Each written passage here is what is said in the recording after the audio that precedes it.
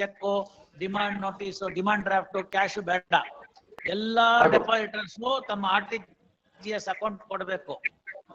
RTGS account ಕೊಟ್ರೆ ಆಯಾ ಅಕೌಂಟ್ಗೆ ನಿಮ್ಮ ಬ್ಯಾಂಕಿಂದ ಎಸ್ಕ್ರೋ ಅಕೌಂಟ್ ಇಂದ ಅಷ್ಟಷ್ಟು 25% amount ಹೋಗ್ಬಿಡ್ಬೇಕು.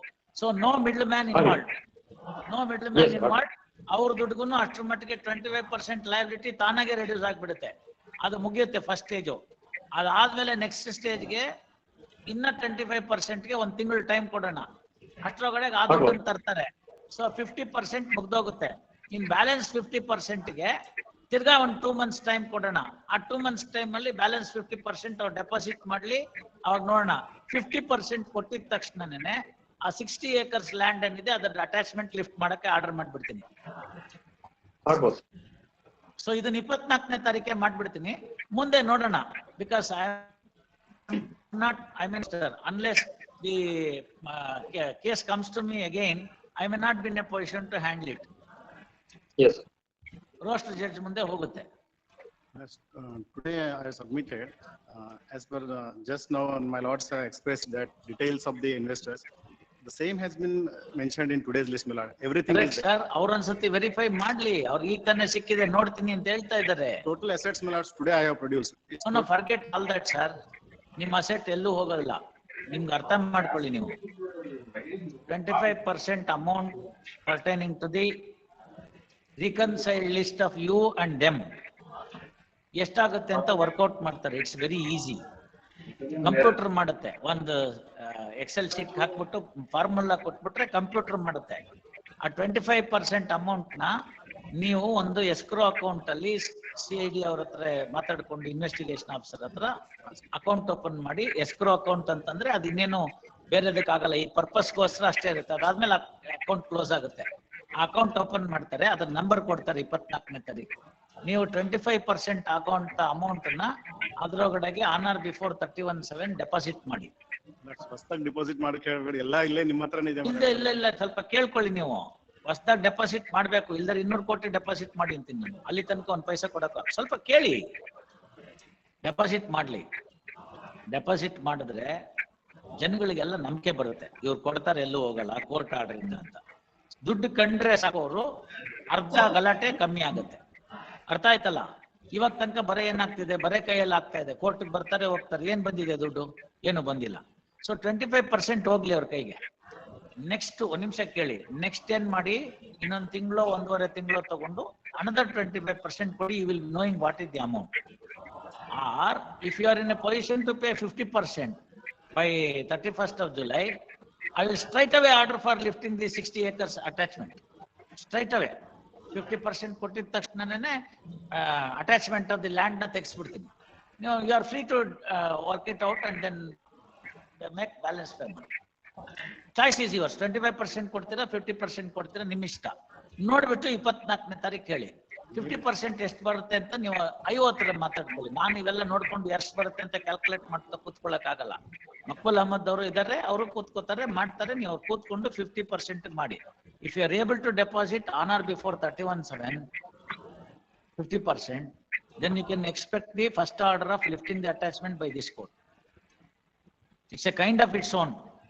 Balance 50%, not 2 months time ತಕೊಳ್ಳಿ. ಬ್ಯಾಲೆನ್ಸ್ ಅಮೌಂಟ್ಗೆ 2 months ಟೈಮ್ ತಕೊಳ್ಳಿ. ಸಮ್ ಟೈಮ್ ಇನ್ ಅಕ್ಟೋಬರ್ ತಿರ್ಗಾ ಮತ್ತೆ ಕೇಸ್ ಕರೀಲಿ ಬೇಕಾರೆ. ಅವತ್ತಿನ ದಿವಸ ಇನ್ನೊಂದು 50% ಕೊಟ್ಬಿಟ್ರೆ entire criminal ಕೇಸೇ ತೆಗ್ದಾಕ್ಬಿಡ್ತೀನಿ.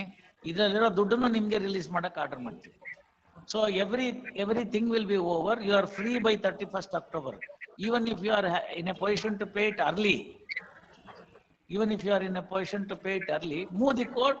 We will immediately close the criminal case so that your person accused number 1 sitting elsewhere can come back to this country, work out. ಅದನ್ನ ಮಾಡ್ಬಿಡ್ತು ಅಂತ ಆದ್ರೆ ಮಿಕ್ಕಿದವ್ರು ಯಾರು ಒಬ್ರು ಇಬ್ರು ಡೆಪಾಸಿಟರ್ಸ್ ಇದ್ರೆ ಆ ಡೆಪಾಸಿಟರ್ಸ್ ಇನ್ನೊಂದು ಕೇಸ್ ಹಾಕ್ಬೋದು ಅನ್ನೋದೊಂದು ಅಬ್ಸರ್ವ್ ಮಾಡಿ ಇಡೀ ಕ್ರಿಮಿನಲ್ ಕೇಸೇ ಕ್ಲೋಸ್ ಮಾಡ್ತೀವಿ. It will be a kind of its own. Yes, first of its own for the entire nation. May I permit it to me? Not sir. Previous occasion I expressed that I am having 8 crore 26 lakh. ವಾಪಸ್ ಕೊಟ್ಬಿಡ್ತೀನಿ ನಿಮ್ಗೆ. 8 lakhs 26 crore in my saving account, my lords. And my lords, 100 crore in my debentures, my lords. Kindly make debentures necessary. ಇದಕ್ಕೆ ನಮಗ್ ಸಿಗ್ತಾ ಇಲ್ವಲ್ಲಪ್ಪ, ಈಗ ಅವ್ರಿಗೆ ಕೊಟ್ಟಿದೀವಲ್ಲ. I have submitted before respected IO that I am. Correct ಅಪ್ಪ, debentures workout ಆದ್ರೆ ಕೊಟ್ಬಿಡ್ರಣ, ನಮ್ಗೇನಿಲ್ಲ. Honorable court may please to have order and take this 108 crore rupees, my lords, and pay as per the. ಅದ್ ಮಾಡ್ತೀವಿ. 100 crores debentures workout ಆಗ್ಬೇಕಲ್ಲ, ಅವ್ರು ಇವತ್ತೇ ದುಡ್ಡು ಕೊಡ್ತಾರ? If this court orders, my lords, it is. Correct, ನಾನು order ಮಾಡ್ತೀನಿ debentures, ನಂದೇನ್ ತೊಂದ್ರೆ ಇಲ್ಲ. ಬಟ್ ಆ ಡಿವೆಂಚರ್ಸ್ ಕೊಡೋದಕ್ಕೆ it will take its own time. How long it will take for the debentures to convert into cash, mister IO? Sir, that he has to confirm it, sir. ಏನಾಗ್ಬೇಕು Sir, ಅದು ಅವರು CA ಅವರು confirm ಮಾಡ್ಬೇಕು sir. ಅದ್ರ ಬಗ್ಗೆ details ನಾನು ಕೇಳಿದೀನಿ. ನಿಮ್ಗೂ ಗೊತ್ತಿರ್ತಲ್ಲ, ಮೊನ್ನೆ ಮಾತಾಡದಲ್ಲ ಸಿ ಅವ್ರು. ಹೇಳಿ ಅವರು ಎಷ್ಟು ಟೈಮ್ ಬೇಕು ಹೇಳಿ ಡಿವೆಂಚರ್ಸ್ ಕನ್ವರ್ಟ್ ಮಾಡಕ್ಕೆ. ನೋಡಿ 100 crores ಇದೆ, ಒಂದ್ ನಿಮಿಷ ಕೇಳಿ. 100 crores ಡಿವೆಂಚರ್ ಅಲ್ಲಿ ಇದೆ, 8 crores ಡೆಪಾಸಿಟ್ ಅಲ್ಲಿ ಇದೆ. 108 crores ಅಂತಂದ್ರೆ ಈಗಿರೋ ಡೆಪಾಸಿಟರ್ಸ್ ಗೆ ರಫ್ಲಿ ಅಬೌಟ್ 55%, 60% ಮುಗ್ದೋಗುತ್ತೆ. ಸರ್ ಈಗಿರೋ ಡೆಪಾಸಿಟರ್ಸ್ ಗೆ ಲಿಸ್ಟ್ ಅಲ್ಲಿ 108 crores, ದಟ್ ಈಸ್ ಫ್ರೀಸಿಂಗ್ ಆಗಿರೋ 8 crores ಪ್ಲಸ್ 100 crores ಡಿವೆಂಚರ್ ಬರೋ ಬಂತು ಅಂದ್ರೆ 55% ಅಮೌಂಟ್ ಮುಗ್ದೋಗುತ್ತೆ. ನೀವು if you are in a position to talk to them and then try and find out what is the time limit, ಅದನ್ನೇ order ಬರೀತೀನಿ. Debentures convert ಮಾಡ್ಲಿ, convert ಮಾಡಾದ್ಮೇಲೆ ಕೊಡ್ಲಿ, ಕೊಟ್ಟಾದ್ಮೇಲೆ 60 acres ಲಿಫ್ಟಿಂಗ್ ದಿ ಅಟ್ಯಾಚ್ಮೆಂಟ್ ಅಂತ. Because no lab. ವಿಚಾರಿಸ್ಕೊಂಡು ಬನ್ನಿ. 24th ಬನ್ನಿ. 24th I'll pass detailed orders. That's one more submission. My lords has gone through entire case, my lords, and it is very challenging for me like a junior advocate to put entire case before another honorable court. My humble submission. You both file a memo. I will not take anything I on am my filing memo with. ಅವರು ಬರೀಲಿ. We will file. ಅದು 24ನೇ ತಾರೀಕು ಬರ್ಲಿ, ಆಮೇಲೆ ಮಾಡೋಣ. ನನ್ಗೆ ಮಾಡ್ಬೇಕು ಅಂತ ನನ್ಗೇನ್ ಖುಷಿ ಇಲ್ಲ.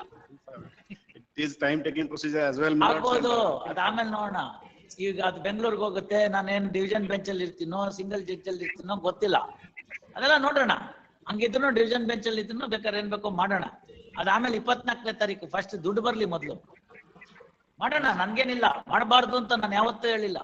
For that precise reason, we had to move the court on the very first day. ಹೌದಪ್ಪ, ನಾವೇನ್ ಬೇಡ ಅಂತ ಹೇಳಿದ್ವ?